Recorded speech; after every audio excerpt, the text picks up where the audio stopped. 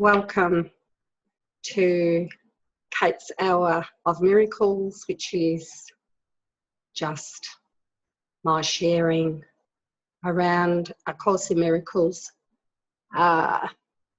lessons, teachings, the path to awakening. So I'll just start with a short meditation. Well, I'll start with a meditation. I'm not sure how long it's going to be going for. Let's just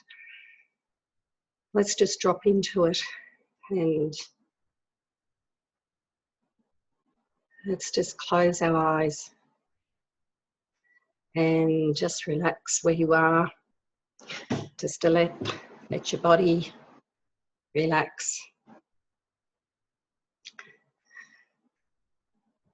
Let your fingers relax. Just let them, just feel them really soft and warm. Just let your toes relax. Let them go. Just let them, feel them really warm and gentle. And let your face relax.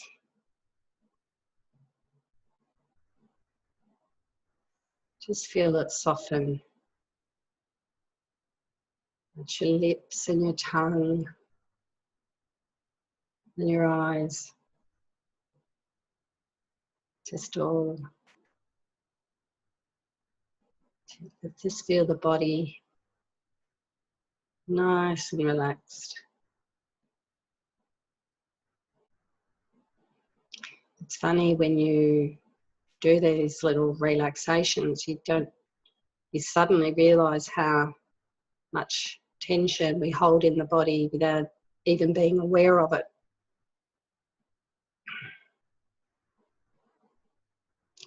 And it just goes to show that maybe the things that we hold in our mind that we're not even aware of. So today I'm felt guided to share on forgiveness offers everything I want, just lesson 122. And one thing about, I'll just have a bit of a talk first before I share about it. Well, it's always sharing about forgiveness, because forgiveness is the way home. And everything about Course in Miracles and everything it teaches is termed forgiveness. Every single thing you're doing other than when you're in your egoic mind, that's not forgiveness. Anything else you do, any meditation, any reading of any spiritual text, including the Course, any practicing, any love, any time you stop and pause, and you ask for another way of seeing this, is forgiveness. Any time you're connecting with the Holy Spirit, connecting with a guide, any time you're listening to a spiritual teacher or reading a spiritual text, it's all forgiveness. Because every single thing you do, where you purposely, to pick up a book, to pick up the Course and read it, there's a willingness, there's a sense of I want to be happy. I'm not happy now. I'd like to have a different way of experiencing, and we come to see that that minds that have gone before us have had this beautiful, peaceful mind that we want to be in. So initially there is that, as the Course puts it, I want another way. We have to come to a tipping point in our lives where there's something that's prompting us that there's got to be another way, that surely, you know, this world, the way this world is set up, surely this is not it. Because traditional religions don't always point to truth. It's been misunderstood. And so we have to be really careful about the spiritual texts and the teachers we listen to. We have to be really clear, and we have to ask for guidance. And the Course in Miracles for me, even though it's just one path, for my mind, it was my path. And so I share from that. And what happened was I went through it, and I got to a stage where I felt guided to listen to other teachers that weren't Course in Miracles teachers, and they were able to help the final, sort of like the final flick of the switch. There was, I don't believe at this stage there's a Course in Miracles teacher that, well, there's a couple of awakened teachers, but they're probably not sharing on a pure non-dual basis, and I'm not either, because I'm going to be sharing, because the Course in Miracles is a teaching that is directed to the ego. So it's a practice. It's a constant new thought system. We're mind training our mind back to the mind of God. That's what we're doing, because our mind has been trained to think with an ego. And that thought system, it's really just like a computer. If you get a computer, it's got a system inside it. It's got certain ways it's programmed, and it's going to work off that program. And it's there's no way a computer can work off a different program, because that's what's installed. So we have a ego thought system as a default, and from that thought system we picture a world, and the pictures and the meanings we put on everything is actually being produced by that thought system, but it's out of an awareness, and we believe that what we're seeing and what we think is happening to us is actually caused by our own mind, but it's unconscious. And so this is quite a radical pathway with the Course in Miracles. In a way, it's a radical path. When you first start reading it, you can be quite startled by a lot of the things that the Christ mind presents to us. It's really difficult to grasp the dream, the understanding of the dream, that this is a dream. And what happens is the ego is with us on the journey, so it's trying to interpret these teachings all the way along, and so it's going to interpret what the dream is, and that's why it can be a difficult read.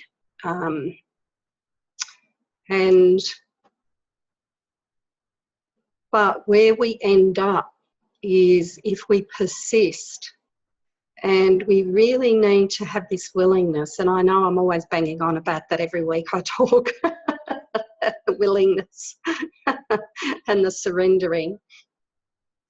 I don't think I can stress these two aspects. And the third aspect of accepting the atonement. So letting everything be as it is. Let everybody else, every other's minds, do and say whatever they want to say, and just allow everyone. And you might even see that you might even come across Course in Miracles teachers that you might find that they're actually teaching the Course but not actually practicing it. And that's one of the discernments along this path, is that if you have your one goal to undo your ego, don't have your goal to awaken, because I'm not going to say why, just have your goal to forgive, which is the undoing of the ego. So if you can keep your goal as that, and don't be distracted. So listen to, if you find that a Course in Miracles teacher that you're following, the way they actually live their life seems to be quite unusual compared to what the Course is teaching. Focus on the teachings. Focus on the spirit that's coming through that teacher when they're teaching, because there's a lot of teachers that actually have the spirit speaking through them very clearly when they're teaching and doing YouTube clips and in front of people. And they may not always be living from that place when they walk off the stage. And that's one thing, as you get further and further along in the Course, you will be confronted with that. Because I think what happens is we see somebody that says they're awakened, or someone that seems like a very clear teacher on stage or on a YouTube clip, and then there's aspects of their life that seem to be very different to that.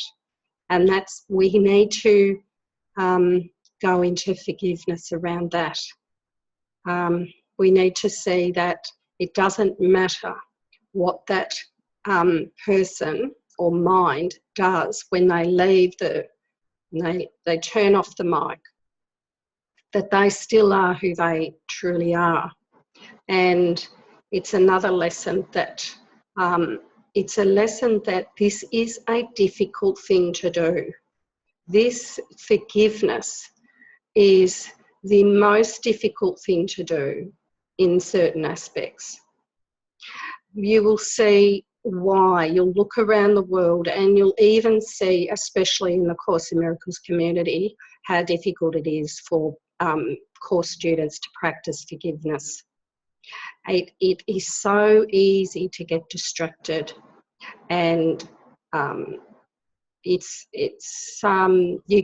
have to be so vigilant and not get involved in anything that's been talked about in the Course communities, because you need to focus on the atonement for yourself. And we need to be going to the Holy Spirit constantly and saying, you know, what is the truth here? Please help me see this differently. What's going on here? And get your own answer. The Holy Spirit will answer you. And we need to be constantly accepting the atonement, accepting the correction. We cannot allow our minds to judge anyone. We cannot allow our minds to believe that there's a person out there. Even I think what happens is when you get on a spiritual path, you have an idea that every person that's studying A Course in Miracles, and everyone that's ever been involved in A Course in Miracles, and if they say they're a student or a teacher, that they're going to be They're just going to be love and light. They're going to be the Christ. They're going to be coming from that.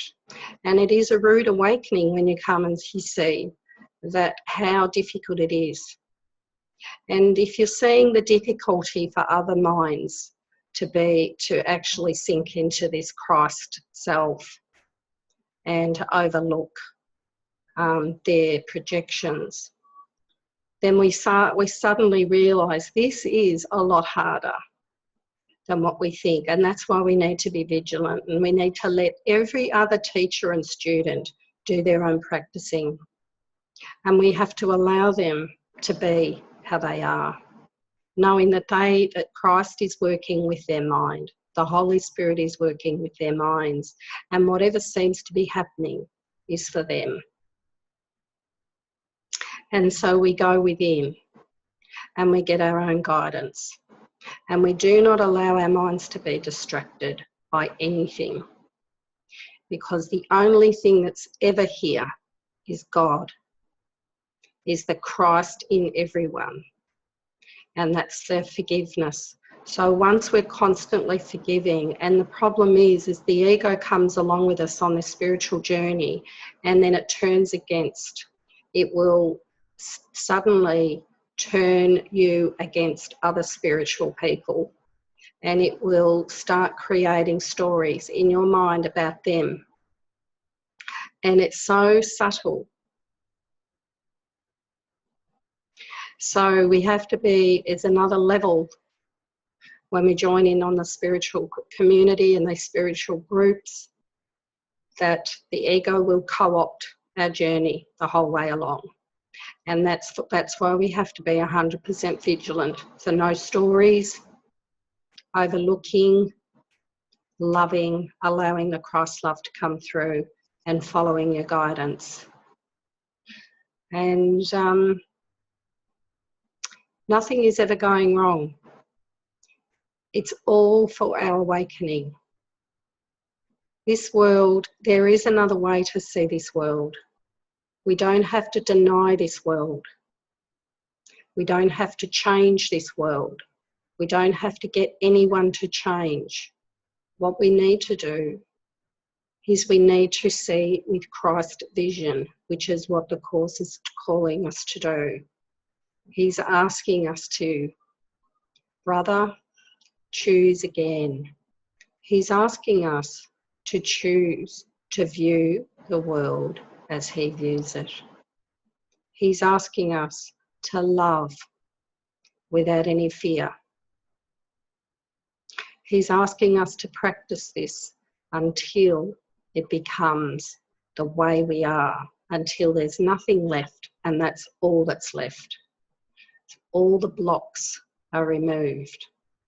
So we're constantly being called to be vigilant for our own minds.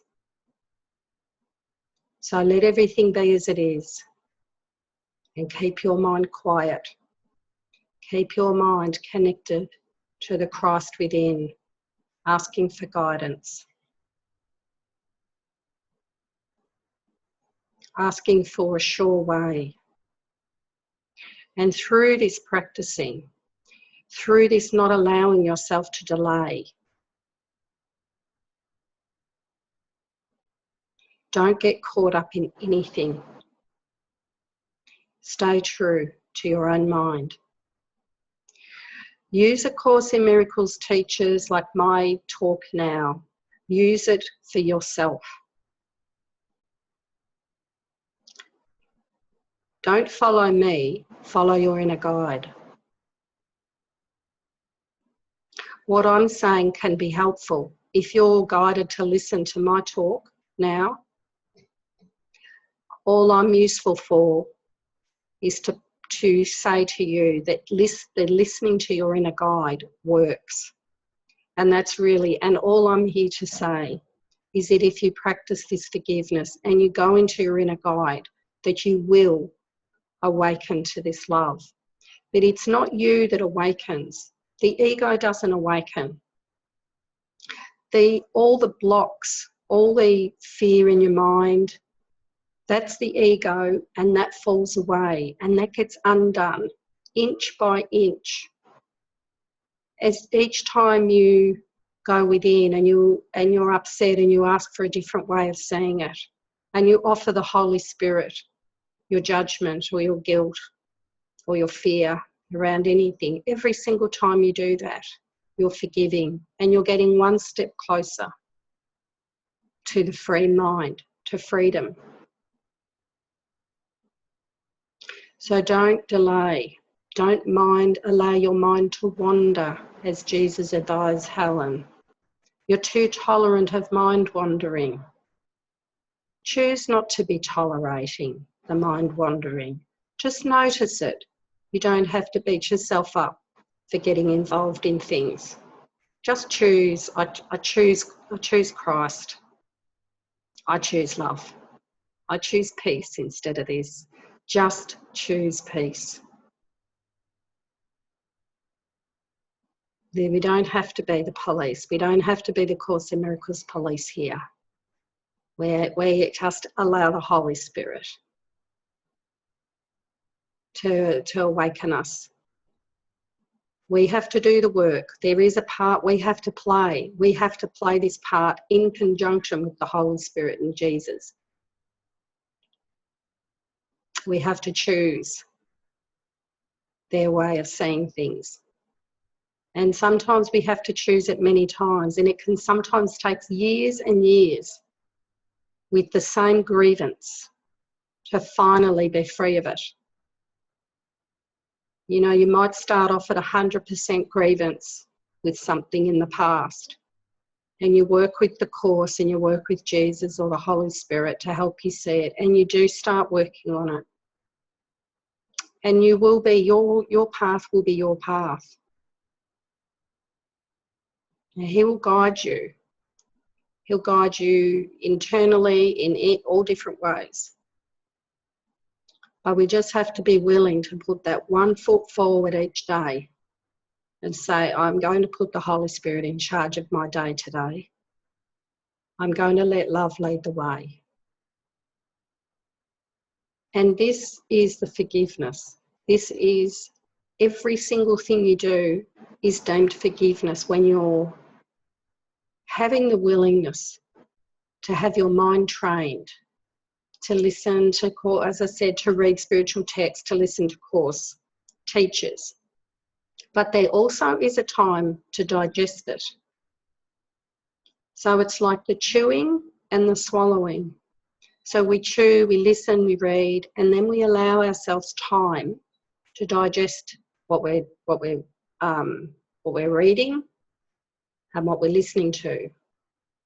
And on my journey, sometimes it's even, I've been guided to even, watch movies, just watch TV series, and I've found you don't have to make, it's not that you need to completely stop your life and go into being like a monk. You can continue on with your normal life. Because really what you come to see is when your mind is washed out of your grievances, when your mind is washed out of your fear, you just join back in life with life. Life lives you. In fact, what happens is you have so much love and joy for life. This is not about not being in life and denying the world. This is actually coming back into a state of mind where you're in love with the world, because everything here is God. That's the vision, the final vision that he talks about. The real world is everything. Every atom of everything here is God. There is nothing but God. And you are too. So maybe we're seeing a different projection, if you like, to call it that. Your projection of what you're seeing is everything is God. And it is the most beautiful, wonderful, peaceful, joyful state of mind. And it goes with you wherever you go. So you can do your normal job. You'll just be doing it for love. You'll get love paid to you. It might look like little bits of paper and little coins, but it's just love. And as you go along, you won't have any desires for anything. You'll be guided to what you need, and you'll have enough love looking like strips of money, strips of paper. Everything will turn up as you need it, and you'll be absolutely desireless. You'll have no desires for materialistic goods. Everything that you would want, you only want it to help you in your purpose of being the joy and the love of the world. That's its only purpose. So everything's repurposed. There's nothing you would want. And I think he says in the Course, you know, what would you want it for? Because without an ego that's trying to get things to make itself happy, there's no idea of getting anything. You'll just have everything. You'll have exactly what you need, and you feel like you've got everything. But it might look like to the rest of the world that you've got hardly anything. But you will feel, because you're in the kingdom of heaven. And the kingdom of heaven is a state of mind without an ego. And the ego is the I. It is the self. It is the separated self. It's the whole mindset of a separate self.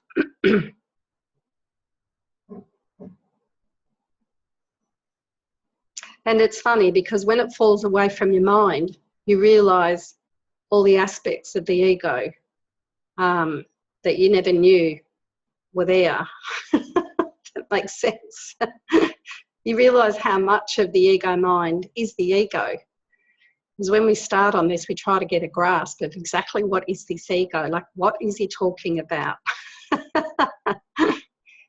And, you know, initially you might even think of fear as, you know, fear of spiders or of snakes or things like that. But it's so much more. And as we go along our path, our mind is just gently, gently opened. We start to realise more and more. And that's all we have to do. We don't have to rush to get this state of mind, to get to see the real world.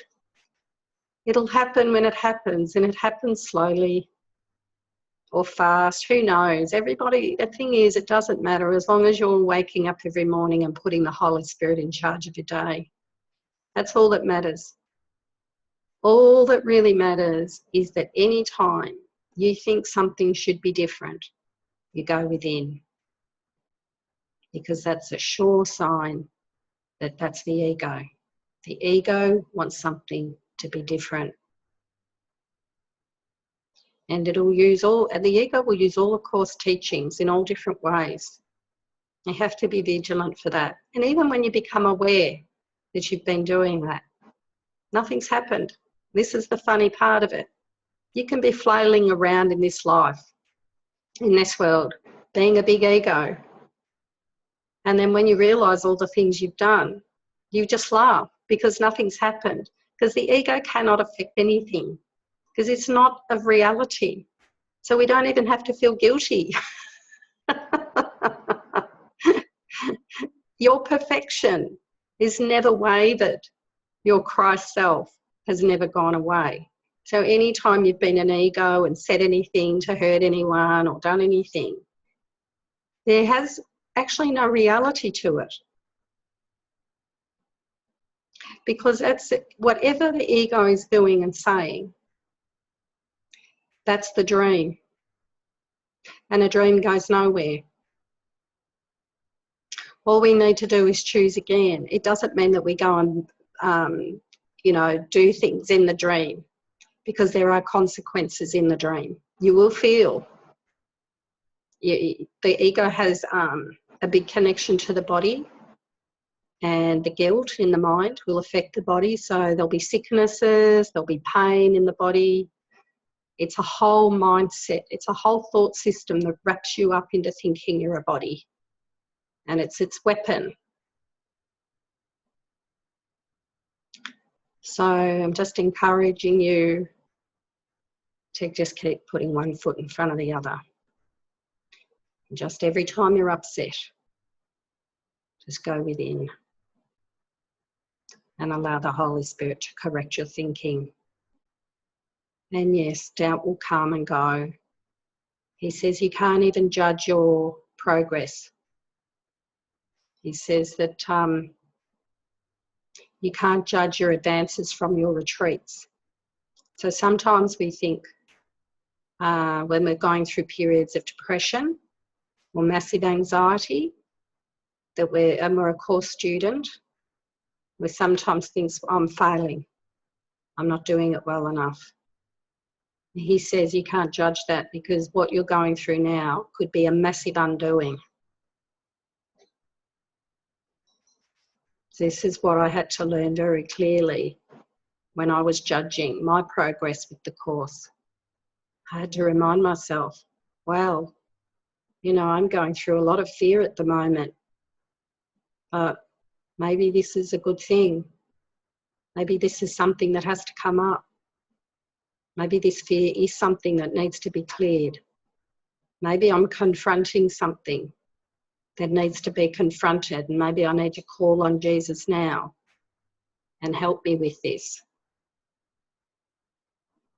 So, well, what we're going through is what we're going through. Our mind is getting washed out of its egoic thoughts, and the ego is like a parasite, it's hanging on.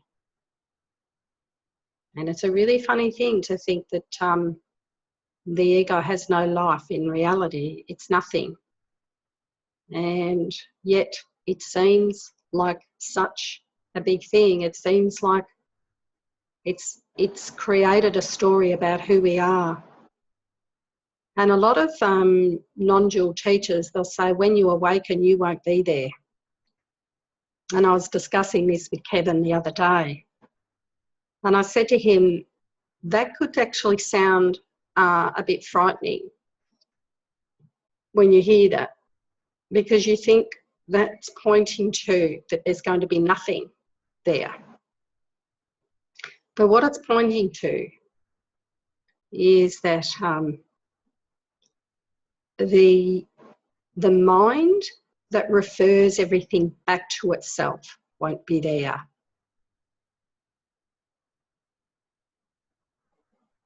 So, so what happens is when your mind is free and it expands into its experience of oneness, and it expands into a knowing. Of course, it talks about it at the start, you know, about knowledge and knowing. And he uses those words in a way, because words are trying to point to an experience. And so that's why we have to really understand what the words mean in A Course in Miracles. We have to really get an understanding of what these words are pointing to. And this knowledge is knowledge of truth, but it's an experience. So when you're experiencing yourself as one with everything, it's a mind that is experiencing itself as whole. So it's actually a mind experience or realization. And that is, so what happens is that experience happens when the thoughts drop away that are referring everything back to me, Kate, as a body, and I'm an identity, and I'm here in this world, and I have this life, and this is my story. So when all that is seen through, we have to use whatever processes we've got to undo, to see through that these are stories. It's like reading a book. It's like someone sharing their story. That's not who they are. That's a story that's happened to a character. And it all gets rewired. It all gets redone in your mind. And we can't do it because we believe it. We believe it's true. We believe we're this character and we're this body. And this is what's happened to me. And that's the way we talk. This happened to me. You know, someone did this to me and they hurt me and I'm upset. And this is the way everyone talks. And we're being asked to go back into our past and bring all these stories to the Holy Spirit and say, well, help me see this differently, because this is something that really upset me in the past. Can you help me with this? This is a very practical course. It's not asking us to be up in the clouds. He's asking us to bring every single thing we think is happening to us to him. And he will, when we're willing, he will give us another way of seeing it. And when you get that different way of seeing it, it can sometimes undo 40 or 50 years of your concrete way of seeing that situation and that person. And this is the forgiveness. And you have to be, do you want to be right or do you want to be happy? In other words, I've had people say, I just can't forget. There's just one person I cannot forgive. And I'll just say, well, they're your saviour. Do you want peace? Do you want the peace of God that passeth understanding? Or do you want to actually really believe that in the story that you've created around that person? And it takes a lot of willingness, with what we've got to want the peace of God above anything else. And we have to have that as our one goal. And then as we get there,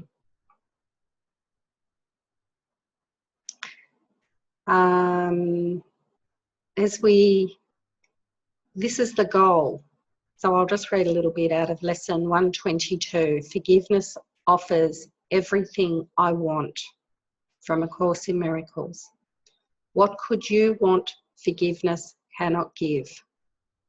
Do you want peace? Forgiveness offers it. Do you want happiness? A quiet mind, a certainty of purpose, and a sense of worth and beauty that transcends the world? Do you want care and safety and the warmth of sure protection always?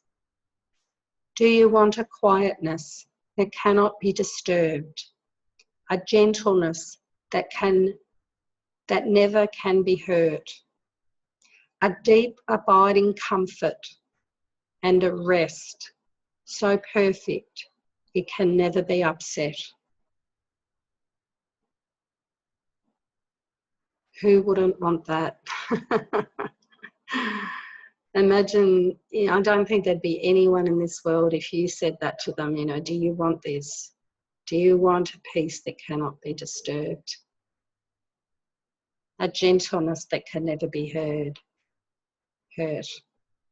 Care and safety and the warmth of sure protection.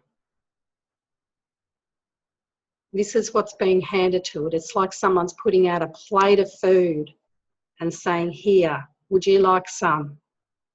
And you're turning away and you're saying, no, I'd actually prefer to have my grievance. I did a retreat recently. I facilitated a retreat, and the first thing we did on the Saturday morning was we wrote out our biggest grievance. And we left it at the front door. We did a process on it. Took a couple of hours. We actually put it in an envelope and addressed the envelope to the Holy Spirit. And then we put it at the front door. And so I said to everyone, let's leave your grievance at the front door during the weekend. And at 6 o'clock on Sunday night, you can walk out the door, open up the envelope, pick up the grievance, and start to feel resentful again. And I said, but let's, for the weekend, let's just let our minds rest in peace. So it was quite an unusual situation as we got to the end of the Sunday night, and a couple of the people said they couldn't even remember what they'd written down. That was their biggest grievance. So it is, we can drop it. We can just give it to the Holy Spirit and leave it there. And we just have to be willing. And because this peace of God is what we're going for, and that's what it takes. Jesus is saying, just give me your grievances, give me your fear, give me all your guilt. Just give it to me. Cast your cares upon me. He just takes them. And then as our mind is free of it for a little while, we're given a different way of seeing things. So there's all aspects of this journey you'll get. Your mind will become washed out. And as we start seeing that the only thing that's ever in front of us is the Christ, is the innocence, is the guiltlessness, is the perfection. As you look on each person that you come across, and you absolutely see the perfection in them. So you're not looking at a body, you're not looking at anything the words are saying, especially if they're grumbling or, you'll laugh. You'll absolutely just give this gentle laughter at anyone expressing ego upset. And what happens is, as you come from this love and you're gently laughing, I found that people start to laugh along with me, and they actually have like a bit of a shift, especially when they've got a grievance and they're talking to me about it. Because it's funny. It is funny. But I mean, I practice discernment. I mean, if it's something really big, I might help somebody with something. I don't always laugh, but it's usually around. Look, it's just discernment. It's not always one way, but there has been times when laughter seems to come through, and it's all guided. It's when you're coming from, you've completely surrendered your mind to God and just said, use me. You've surrendered your mind to truth. You don't plan. Well, actually, you can't plan. It's not possible to plan when you're in God's mind, because it's something that actually just falls away. It's not, you don't have to say, I've got to come up with a plan. Oh, no, I don't plan. A lot of these things are extremely natural.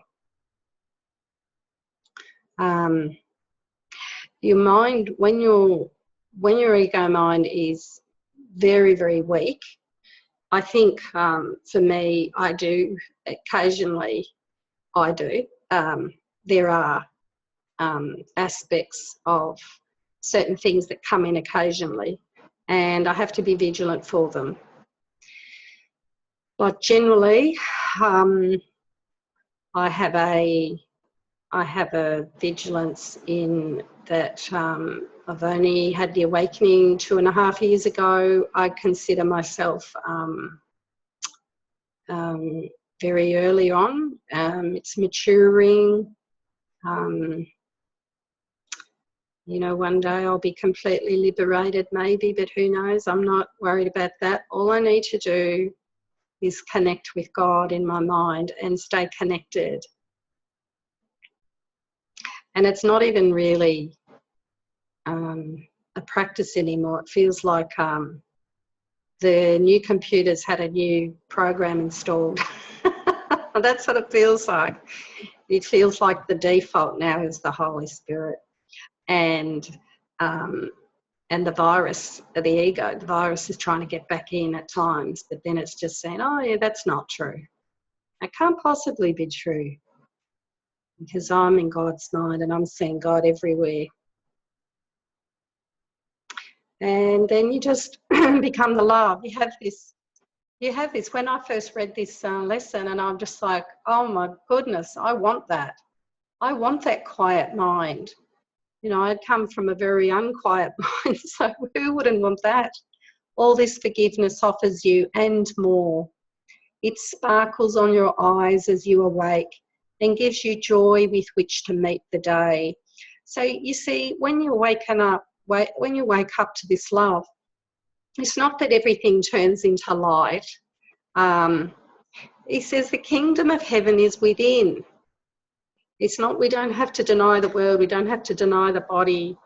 What we need to do is see that this awakened state is here now.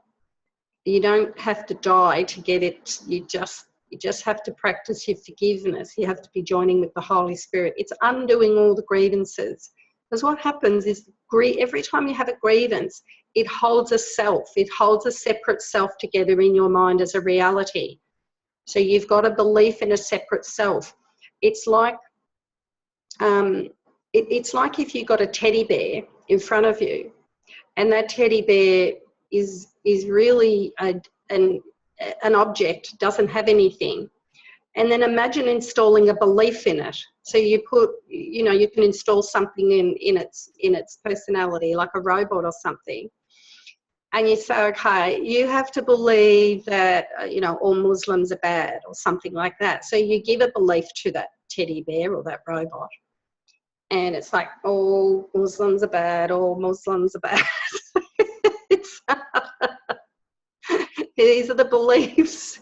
And then you might pick another belief up. You could make any belief you like and put it into that teddy bear. And then the teddy bear will start finding it, because it's got a belief, it will find that to be true. Because it's got a belief, it'll find it. So what we're doing is we're pulling those beliefs out. So we're like a big teddy bear. It's nice. Better than a robot. It can be a teddy bear. And each time a belief is removed, they're the blocks, the beliefs. I believe my dad did this to me and he's a bad person. Oh, there's a belief that goes. I believe that, my ex-husband, blah, blah, blah, he should have changed, and he should, right, that belief goes. All that goes. Holy Spirit's removing them, and then you're seeing clearly, and the clearing is to see the love and the innocence and the guiltlessness before you. And then that's just actually, you come to know that. That's a knowledge. That's all that's ever here. And your mind is just joyful, because when you're experiencing, so, like I see my ex-husband now, and all I've got is an absolute heart opening of love for him. I see my father. And what happens is that I see everyone that way, but those particular characters represented things. They had these beliefs attached to them. And so what happens is this love is the same love for everyone. So my love for my partner Kevin is the same for everyone. I might have a more intimate sharing relationship with him, even though we don't live together, we're in different countries. Our relationship is based on minds joined, not bodies joined. That's why it's been nearly three years we've been in a relationship, and our bodies have only been together for I think 13 weeks of that 3 years. And it's probably, we were saying the other day, probably a lot of people think it's really unusual to be in an online relationship that long. But we've both come to see that it's got nothing to do with bodies. Yes, it'd be nice to give him a hug. That would be lovely, but I don't need to. And we don't feel lonely, because loneliness leaves when you've got the love of God, because your relationship is with God. And then Kevin becomes God, and then my dog becomes God. And they don't become, you just see it. My hand is God. My body's God. Everything, every single particle, everything here is God. There's nothing but God. Love. All that is. It's just a completely different way of seeing the world. And that aspect of your mind is there now. You have completely a Christ mind. You are completely awakened now. You have that mind. But all it is if you have any grievances or have any fear, that's out of awareness. So it's very good to hear this, that all you need to do is have your grievances and your fears and your judgments and whatever else is distracting you and keeping you, you don't have to undo the self. You don't have to undo the idea of self. You just have to work on any grievances you have, any fears. You know, even with a neighbour, you know, your neighbour next door might seem to be hassling you. Well, that's your work. That's your forgiveness lesson. You have to come to love him as if he's Christ. That's what you have to do. You have to practice this. And this is the practice. And it's hard because you want to think that your neighbour's annoying or should change, should stop smoking, should stop yelling at the kids, whatever it is. You have to overlook all of that.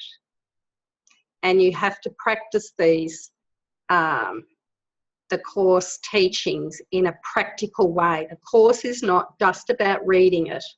It's a practical thing. It's every time you're upset, everything's here. You don't have to go to a spiritual community. You don't have to go to an ashram. Your lessons are right in front of you. They're the people at work. They're your family. They're your friends. They're your neighbours. They're your animals.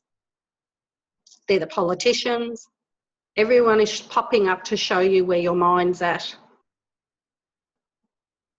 So work with where you're at. Hello everyone, a few more people are joining in. So if you don't need to leave, you don't need to go anywhere to get this, but it's not wrong to go. So if you feel to go somewhere, go into a Course in Miracles community, or go see a teacher, or go live in an ashram for a while, that's not wrong, but you don't need to. This is one thing, everything in your world, anytime you're upset, is your mind has given it a meaning, and you are seeing the past, and you are asleep because it's not you. You're not living in reality. You're living in the past, and it's called a dream because the past is coming back to repeat itself, and it's colouring. So it's why it says you can't see a cup or a hand or a coat hanger clearly, because it's the past. And that's why, you know, you might be with someone and they're scared of dogs. Why? Because they've been bitten by a dog in the past. So they're not seeing the Christ in the dog. They're seeing their fear. You know, some people might be scared to swim in the water. And sometimes that can be, you know, even children, and they've, without even knowing, maybe it's a past life thing. But it doesn't matter how it is. What we need to do is we need to notice it. The first thing is we have to become aware of it. We have to notice it. Okay, I've got this grievance. I don't judge myself for it. I'm noticing. My job is to notice it. And my job is my mind.